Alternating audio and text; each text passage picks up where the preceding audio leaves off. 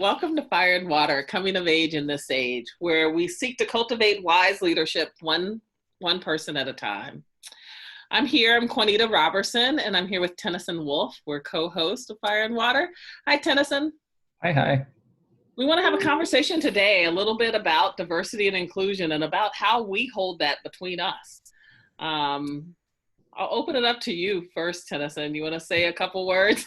I throw the ball to you. Yeah, I'll try a little bit, and just to frame a little of what you spoke earlier. It's one show at a time. Also, we're trying to reach out to a lot of people to try to cultivate this wise leadership. I think you had said one person at a time, which is true in some way also, but there's lots.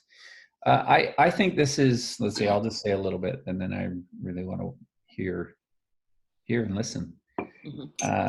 We're talking about something important. We're talking about something that in some ways has been painful for centuries in this country or in many places in the world, and in some ways has come freshly to the surface. I think a lot of people are struggling. A lot of people are trying to figure out how to be helpful. There's anger, there's grief, there's pain. So all of this is going on. And I think as a country, or maybe as a civilization, even though that sounds really broad, I think we have an opportunity to actually really move some things. So I know you've spoken it this way before, Quanita, but when you think of conversations that are about race and equity and inclusion and diversity, quite often there's a reframe needed to say, this is about healing, and healing has lots of scales to it. Let me just pause there. I want to see where you go with that. Yeah. I think that we've been having the conversation around diversity and inclusion in this country, maybe, broader than that, but specifically in this country, as if people haven't been talking about it. We bring people into organizations, we have them host a conversation. And I don't think that that's the issue. I don't think the issue is that we haven't been having the conversation. I think the issue is that most of us don't have the maturity to really engage in the conversation. And the conversation is really rooted in this idea of how do we extend grace and compassion, I think, to other. But what we are missing, and the piece that I think that we've jumped over, is that if I don't have grace and compassion for myself, there's no way that I can ever give it to you, because we can't give what we don't have. And so unless we're tending to our own personal healing, then we're missing the boat. To me, it's a waste of time and money.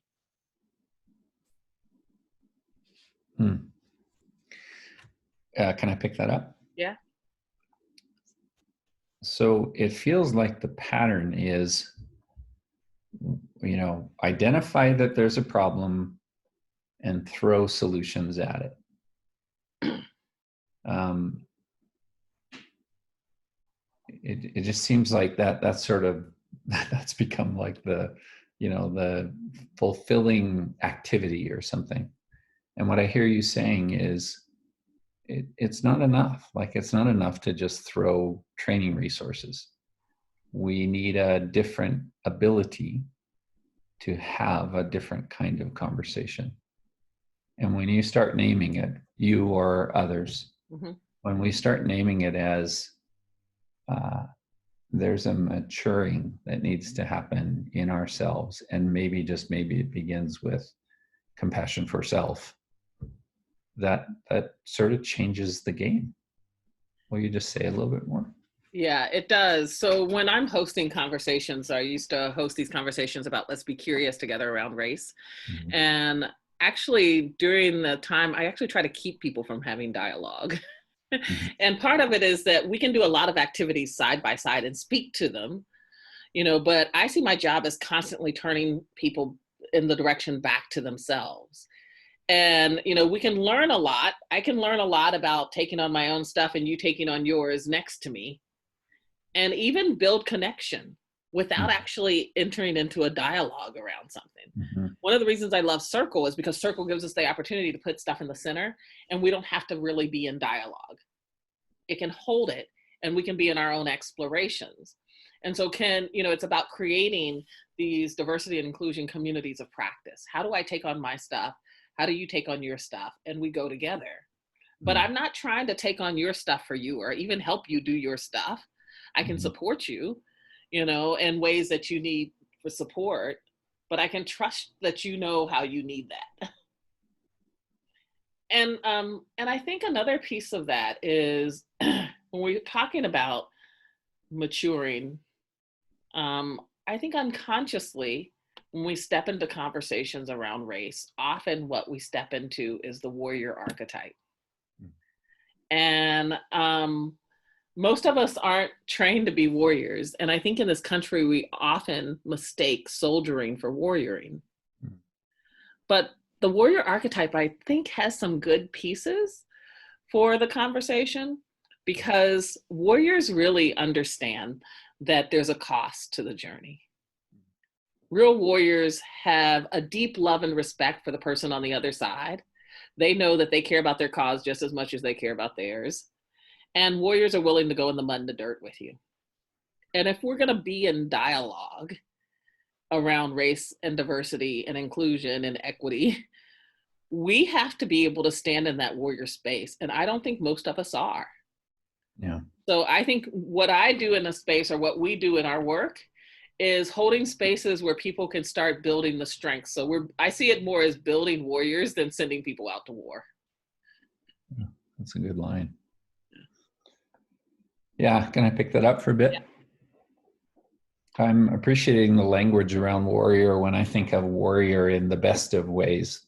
I do think of some layer of wisdom or some layer of maturity or some layer of being willing or able to let go. It feels like it's not taking place on the surface or in the battlefield, but deeper underneath. So, and I'm a white man, Mm-hmm. and I'm thinking a little bit of what it has taken to be able to improve my own ability to be in some of this learning and some of this practice and some of this invitation with other people. There are like two fundamental important points that it's taken a bit to be able to find this and live with it. And this is so not new in so many ways, but I am just acknowledging my own journey with it. And I think it is an ongoing journey. One is just that for those of us who live in North America, and let's even bring it down to the layer of the United States right now, the reality of this is an economic system that was built on the backs of slaves. There was a deliberate importing of human beings to provide free labor, enslaved labor to create economic return.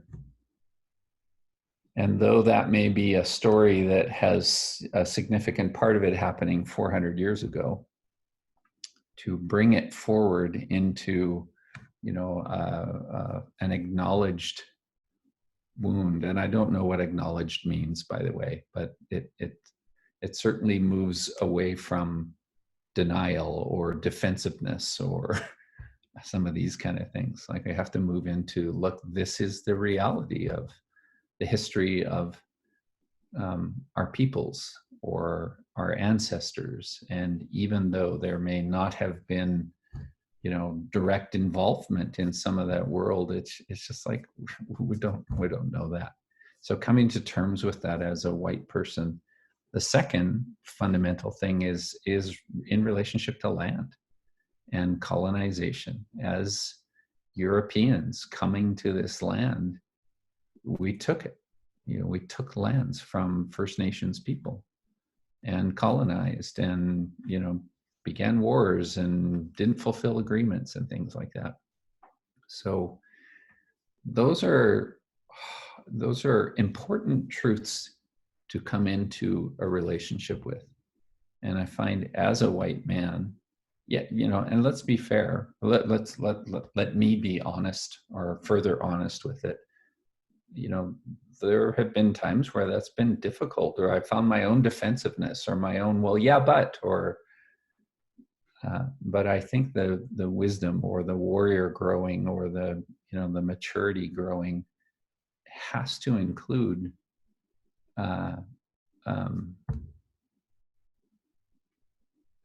further integration of those truths, and not just the sort of flashy marketing ones, marketing truths that show up on posters and billboards that are just a white person's reality. Whew, that's a bunch, but let me stop there and see where you go. I think one of the things, hearing you speak, we're hearing an awful lot right now in our cultures around race, with George Floyd's murder, and the protest afterwards, and, just movement to shift things. Mm-hmm. And I think it's easy for us to get diverted. Mm-hmm. I think that we do have an opportunity here. And I think there's two different avenues. I mean, of course, there's 50 billion, right? But the two different avenues that I'm going to speak about are, one, it's the changing of behavior or changing of policy, which we've done in times. But the thing is with that is it can change things for a short period of time, but it doesn't stay. Mm-hmm. Unless we do the underlying healing work. That's why we've still been having the issue that we have, even years after the civil rights movement, is because we never took on the healing. We just, put some policies in place, and good policies that have good, outcomes as well. But because trauma wants to be healed, it'll always float to the surface. And I also like what, James Baldwin said, it is going to be really hard to shift the story around race in this country because both sides are vested in keeping it going. Mm-hmm. And it's so easy to make this just either an African-American or Black problem or a white problem, but we're in it together. Yeah. That we're in this, Baldwin talks about we're living in the same house together. We're in it together. And so there's ways that I think that our journeys complement each other's. I think it's opposites, the opposite sides that we hold, because this country tells people of color that, they'll never be anything. Mm-hmm. And this country tells white people that they're supposed to be perfect. Mm-hmm. And so actually, our challenge is on the opposite sides. Our challenge is, as white people, knowing, that you can't do everything and you can't know everything. And that it's not, that it's not all an intellectual exercise. Mm-hmm. And the piece for people of color is really stepping into, you have a contribution and you matter. And there's places that needs your genius and your wisdom in the world. And I think part of what we're seeing happening is the reconciling of those pieces on both sides, and know that's not happening everywhere, but we can see it bubbling up and people looking for it in a way that they hadn't before. Quanita, what do you make of bubbling up tensions? That sounds like such an understatement. I actually love it. Yeah. And one of the reasons I love it is, I was talking with a white woman earlier today, actually, and she asked the question, why did it take so long? Right? Because it's George Floyd was murdered, but there's been plenty of people of color who've been murdered way up before now, and I just, I think that the thing that seems different to me now in what we're saying, bubbling up, or when I use that word, what I meant is the protest and how long it's going on. Mm-hmm. Because what it does what it has the opportunity to do, when it's a prolonged protest, is it an opportunity to move from the dumping of pain and anger and rage to grief, where the transformation and the healing can happen. And so that to me, when we start doing the grief work underneath that pain and that rage, um, we have an opportunity to transform the root of the problem. Yay. What is an example, Quanita, of doing that grief work? Can you offer an example? Well, one of the things I think is taking on our own healing work. You Mm-hmm. know, I think that, um, and it doesn't mean personal healing directed solely at race, Mm-hmm. but I think because I think we're not compartmentalized people, I think when we take on our own healing work and we start to grow and expand, different things start to be revealed to us. And part of that is race, especially, you know, if you're tending to the pieces where I'm still enslaved. There's a piece that I wrote and I said, you know, my body may have made it to the north, but my soul and my spirit have yet to reach its destination. Right. And so it's like having that piece for myself. The other piece I think is that white people haven't really come to terms with the fact that they were enslaved too and still are, you know, Mm-hmm. just like we are. Because the slave archetype isn't just about being physically enslaved, Mm-hmm. but it's about being a slave to a person, a thing, or even an idea. Mm-hmm. And to enslave another, you have to be enslaved, Mm-hmm. maybe even more so. Mm-hmm. And so, you know, this piece about us all having to heal our legacy of slavery. And the thing is, because we're connected, it's, I don't have to wait for you to do it for me to do mine. If I do mine, the whole picture shifts. It's like in any relationship. If I'm healing, then the relationship is different. And that is true for all of us together as well. Yeah, that's beautiful. Can I shift it just slightly because I think it applies? Yeah. Um, and this comes out of a context of not a specific conversation on race and equity, uh, but it was conflict. Like, how do we deal with this conflict? And I ended up offering like 4 things in the search for, oh my gosh, you know, I'm looking for things that can help. Uh, what can I share that honors the conflict, that doesn't try to just put a band-aid on it, that doesn't try to deny it and make it go away, to stay in it. I ended up saying one is you need you need a willingness, an ability to go upstream. And when I think upstream in relation to race, equity, diversity, inclusion, excuse me, then some of that is like know some history. Some of that is like know where things came from. Some of that is, uh, I think the mass territory that you're describing of, there is always healing work to be done, and individually as well as collectively. Willingness to go upstream. Second was to acknowledge that, for me, I said it as acknowledge that there's a mystery here. But if I say that just a little bit differently, it's like there's things that are not known. We're not going to figure it all out.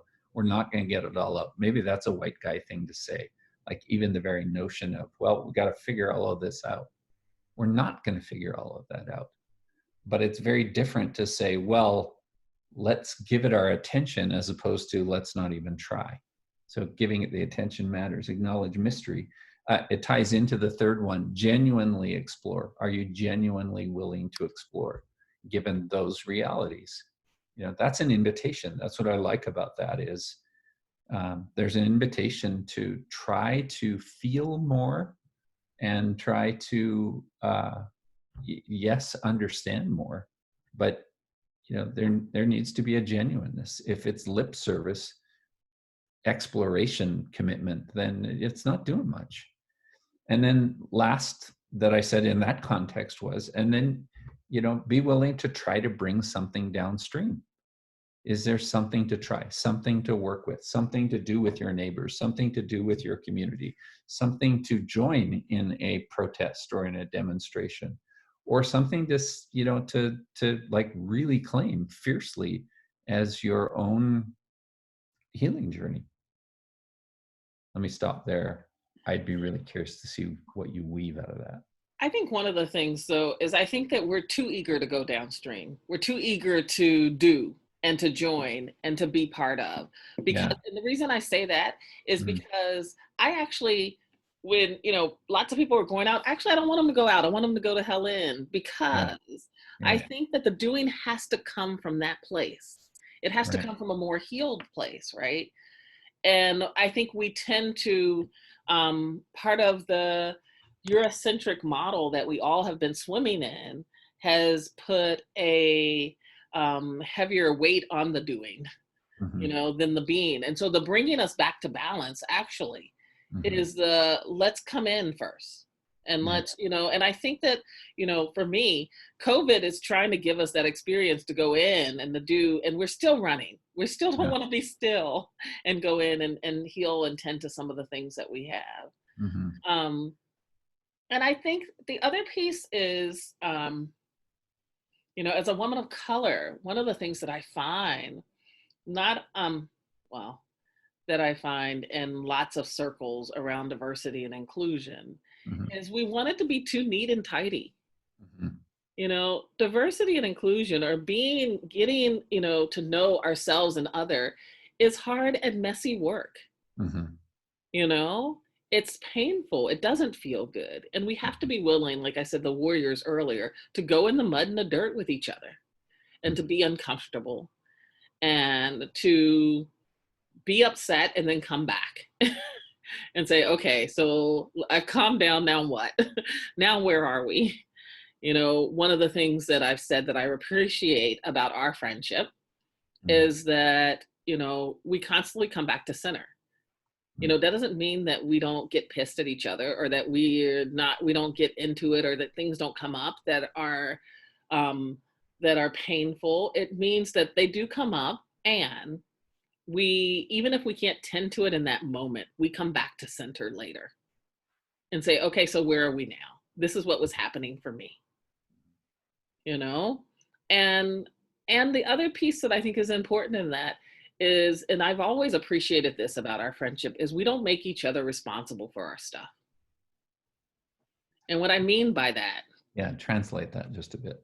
what I mean by that is that even though I might be mad at you about Mhm. something, we both know, even when I'm mad, that ultimately it's showing up because there's something in me Mhm. that is trying to get healed or worked or whatever. So it really is mine. I remember there was a conversation we had, and I said, I think my line, and it was, you drive me crazy sometimes. And your response to me was, and that's yours to tend to.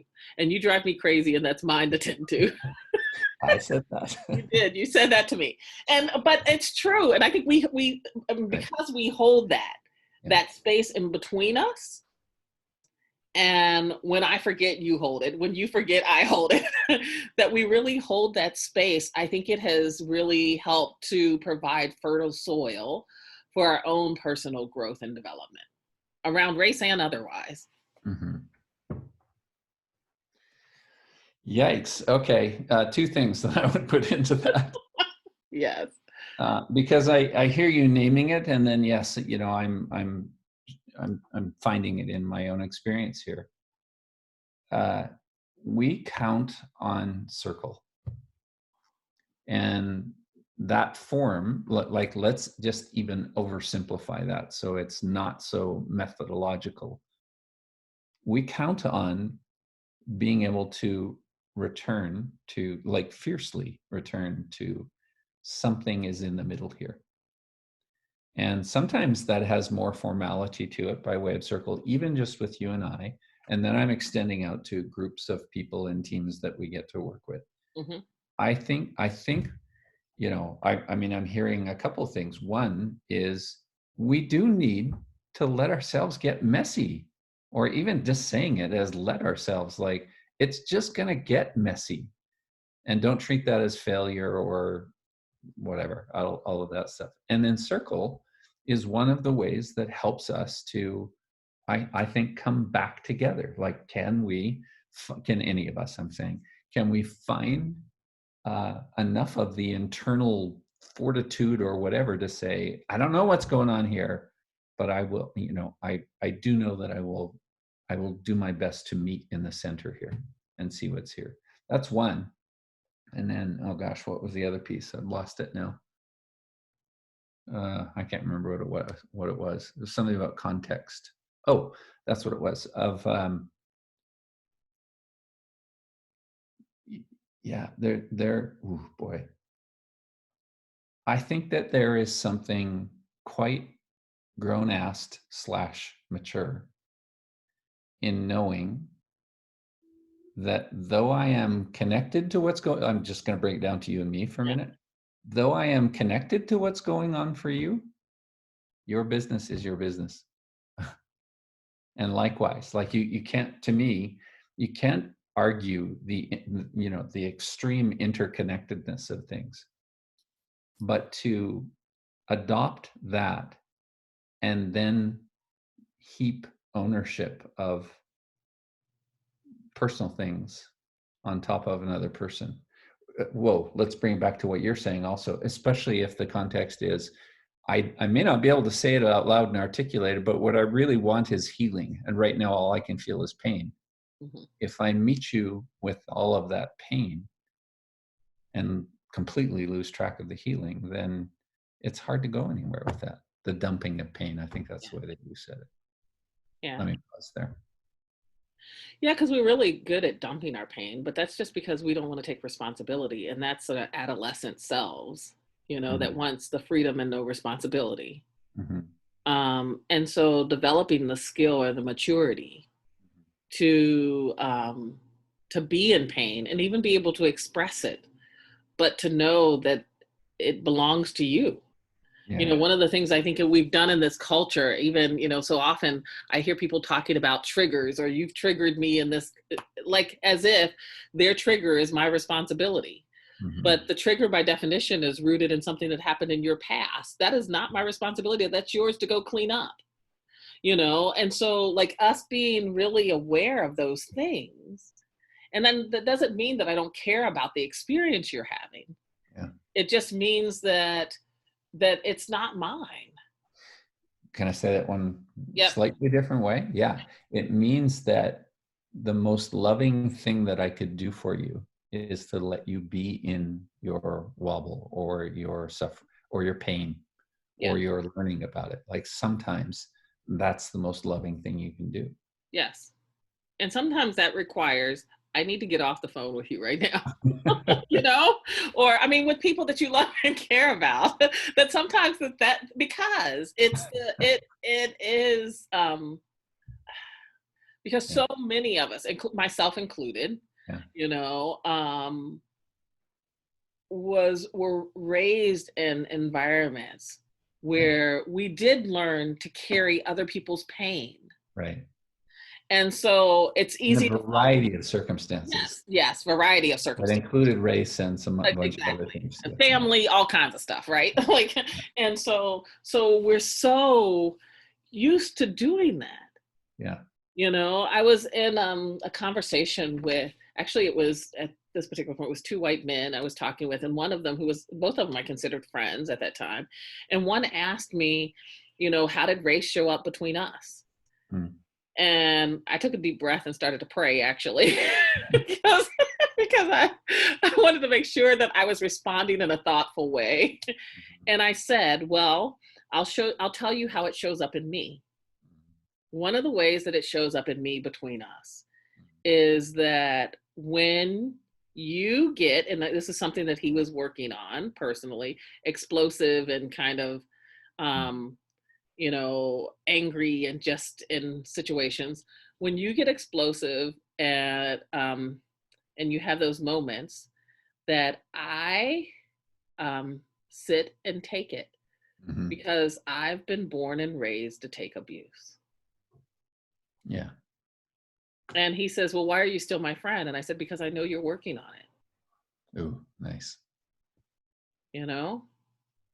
And my work is around reconciliation, Mm-hmm. and I can. Mm-hmm. But I'm also working on not taking the dumping, because we Right. can be in relationship with people and Mm-hmm. not take on. There's a part of the not saying anything that was me accepting his dumping and his Yeah, pain, right. you know? And Mm-hmm. in that moment, I stopped doing it Mm-hmm. because I spoke it, right? Um, and in that situation, he walked away from the friendship. But that's okay because I shifted. I didn't need him there anymore because I wasn't taking it on, you know? And so there wasn't the same two puzzle pieces to put together anymore. That's good. Do you want to keep going, or do you want to tuck it in? Well, I think one of the things is, I, I guess I would just want to say, um, for all of us, Mm-hmm. that the call is to go in, to tend to some of our own trauma. I love the book, My Grandmother's Hands, that Mm-hmm. helps us to do the embodiment of that.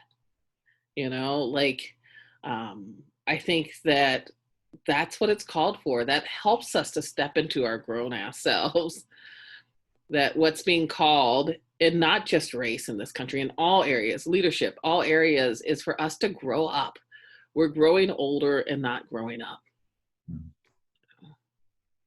What about you? Yeah, I think for me, you're pointing to something that I continue to gain clarity from. I am a person who relates to the thing behind the thing behind the thing behind the thing. Like, I think I so often feel in so many contexts that there's something underneath to look at. Now, I'm oriented that way. I think the inner world is like undeniably connected to the outer world, and vice versa. So that's all fruitful territory to me. That's fruitful space. And when it comes to um, learning, steps needed, conversations needed, policies to be developed around race, equity, diversity, and inclusion, it's one of the things that I really love about you is I feel like you bring the conversation to somewhere in the land of the thing under the thing under the thing under the thing, and don't settle yourself on uh, the surface of things. And all of that to me points back to healing. Can we grow ourselves individually and collectively in healthier ways with one another, which includes the sorrow, the angers, the griefs, but it also includes the compassion and the grace. I think that's it for me for now. All right. Thank you, Tennyson. Yeah, thank you. Thanks for listening today. Thank you for your support. Thank you for your practices and commitment to wisdom and coming of age. If you wish further information, our shared website for Fire and Water is www.fireandwaterleadership.weebly.com. My website is www.nazuzu.com, and Tennyson is at www.tennysonwolf.com. Thank you. Thanks.